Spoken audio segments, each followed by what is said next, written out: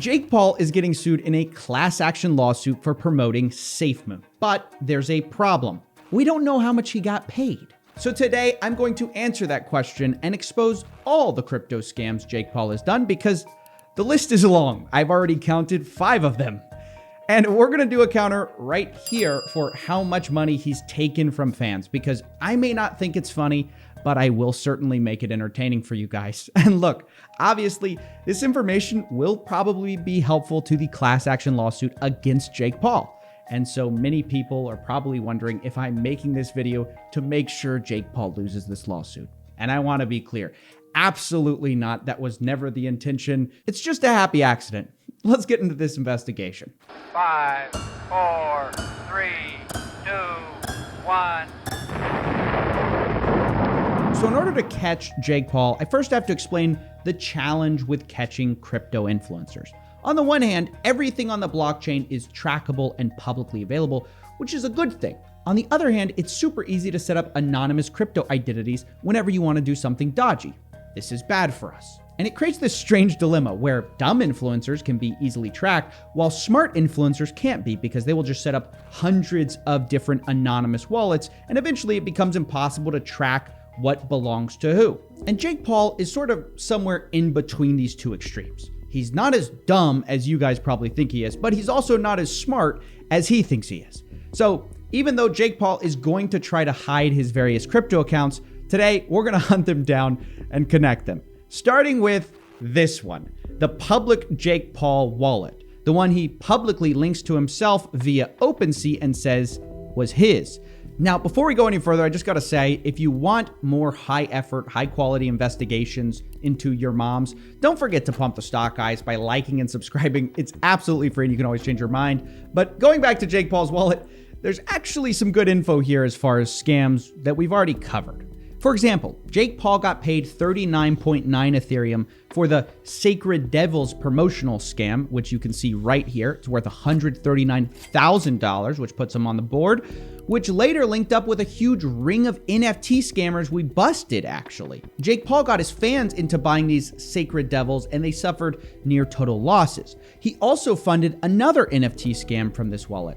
This time, his own project called StickDicks. You can see him here funding the deployer wallet of StickDicks with 1 Ethereum. And he promoted it himself, saying this. What up, you dicks? The community, the community has grown like crazy over the past 24 hours. We're almost at 10,000 spermatosa on the Discord community, and we are just getting started. The result being very satisfied customers. He also got Lana Rhoades to help promote it via Instagram, which of course she had no problem doing because screwing her fans is part of the brand at this point. Investors in StickDicks also suffered near total losses. Meanwhile, Jake Paul raked in $1.5 million with StickDicks, even while doing nothing he promised via the roadmap. Now, I'm sorry to say that some of Jake Paul's fans were so excited about StickDicks before it rugged, they decided to tattoo this scam on their body. This was only months before the project was completely abandoned by Jake Paul. This guy says, "Y'all like my tattoo?" No, nobody likes it. Now, before we go on here, may I say that there seems to be something of a phallic obsession the Paul brothers have. Jake Paul started StickDicks, Logan Paul started Dink Doink. I mean, I'm not saying it means anything, but apparently if you give these guys unlimited resources and full creative control, both of them go straight to drawing dicks. Maybe it's just a self-portrait type of thing. But look, so far, all this information is publicly available. But now we're going to move to wallets that no one quite has pegged yet. And we're going to do this by lining up some influencer posts. The idea here being that you can find a crypto wallet if the behavior lines up enough with publicly available information. For example, we know that Jake Paul tweeted about Safemoon on March 27th of 2021. And so if we check who got free Safemoon at the time of writing, we can get a short list for who might be Jake Paul. For example, consider this wallet, which got paid 50 trillion Safemoon by the deployer wallet a day before Jake Paul tweets on the 27th of March. Now, of course, I've got to say, just because a wallet gets paid around the time Jake Paul tweets doesn't mean it's him, of course. So what do? Well, we have to dig for more clues. So just following this wallet a little bit, it later cashes out that Safemoon for $190,000 and sends it to a different wallet. That wallet is publicly tagged on OpenSea as the problem child, which is one of Jake's favorite names for himself. So this is kind of promising, right? You've got this wallet receiving $200,000 in Safemoon, and then it sending that money over to something called the problem child on OpenSea. But what if that's just a coincidence? Well, the good news for us is, as I said, Jake isn't that smart. So of course, he used this same wallet for more than one pump and dump. Take, for instance, MILF Token, which he also promoted on May 17th without any disclosure that this was an ad. He said, "I'm thinking about becoming a MILF at MILF Token." A few days before, a bunch of tokens got deposited into a wallet, which was later cashed out at that same problem child wallet. This was sold for $50,000, which isn't a ton of money, but further corroborates the evidence we have. But again, maybe you're thinking, hey, look, this just all sounds like a lot of coincidence to me. So let me give you one last piece of evidence we have. On May 13th, Jake Paul tweeted this: "Everyone talking about Yummy." Now, once again, we find transactions from an external wallet on May 13th getting tons of Yummy token for free. And then on May 15th, he makes another tweet about it.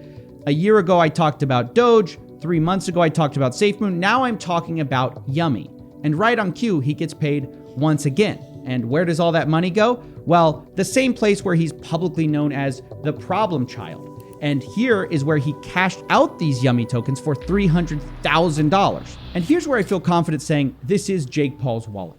And his little scheme has become pretty transparent. Here's how it works. Every time Jake Paul is going to do a promotion, he sets up a brand new wallet just for that promotion. He then gets gifted a bunch of tokens, and then that same day or the next day, he posts his little promotion. And this would have been a pretty good scheme, except every time Jake went to cash out, he did it all at the same wallet, at the problem child wallet. And that was his mistake, because by building enough circumstantial evidence against himself, eventually it became very strong.